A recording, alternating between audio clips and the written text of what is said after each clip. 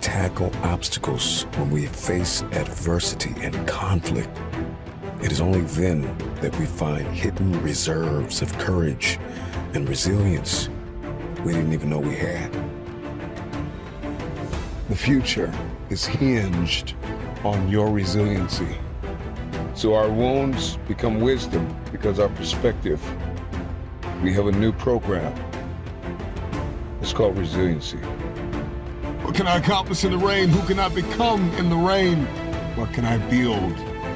Under these conditions, resilience is based on compassion for ourselves as well as compassion for others.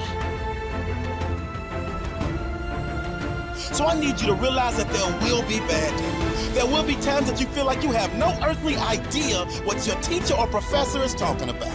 But what you will never ever do is throw a pity party. What you will never ever do is tap out. What you will never ever do is concede and throw in the towel. And if everything you listen to goes over your head, you are going to miss your moment and stay living in the midst of the madness. The madness of impossibility, the lie. Somebody lied to you and told you that it was impossible. Because understanding the power and the difference between what is impossible and what is possible, it all comes back to your perspective and your capacity. See, your life is one big sum average of the thoughts that you consistently hold in your mind. Your actions, your outcomes, your life is just one great mirror reflecting back to the world what you're thinking on the inside.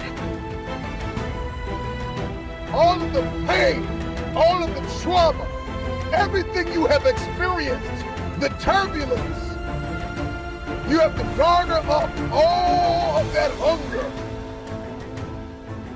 I'm talking about you gotta think of everything you've ever wanted in your life, and you gotta put it toward that goal.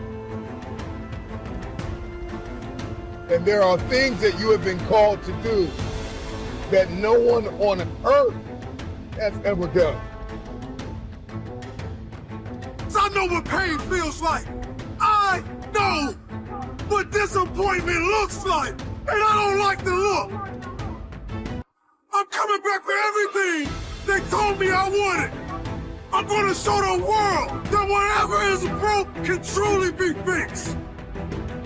I'm gonna be great and better than anything you've ever seen.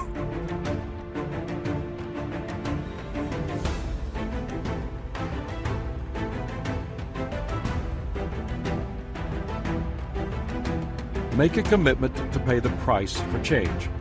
American dramatist and screenwriter Sidney Howard remarked, "One half of knowing what you want is knowing what you must give up before you get it."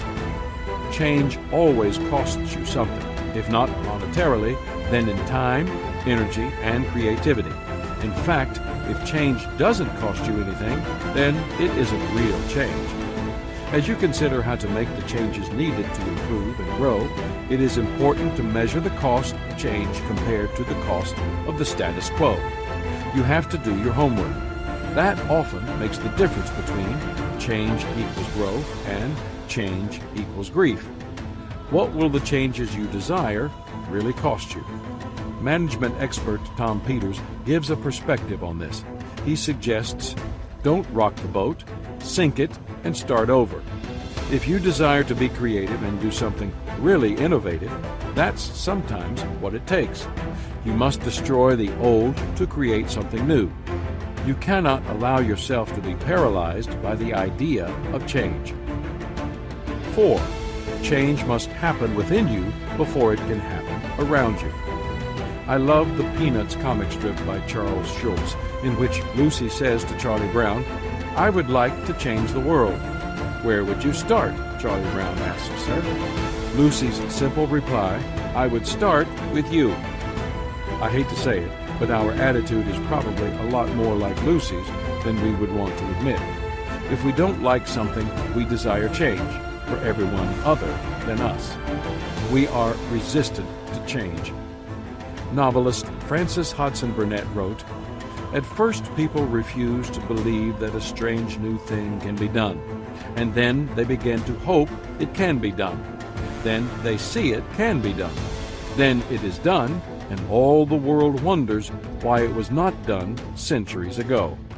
Artist Andy Warhol observed, "They always say that time changes things, but you actually have to change them yourself." The truth is that any change that occurs in the world always begins first with change within an individual. That's why playwright George Bernard Shaw said, "Progress is impossible without change, and those who cannot change their minds cannot change anything."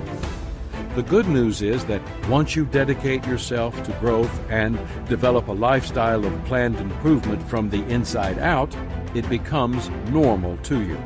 And you notice when you're not making the progress you have come to expect. It is said that pianist Arthur Rubinstein refused to listen to recordings made of songs he had played. Even only a few months after he completed them, he was dissatisfied with the playing he heard. Why? Because he had grown and changed, but the recordings had not.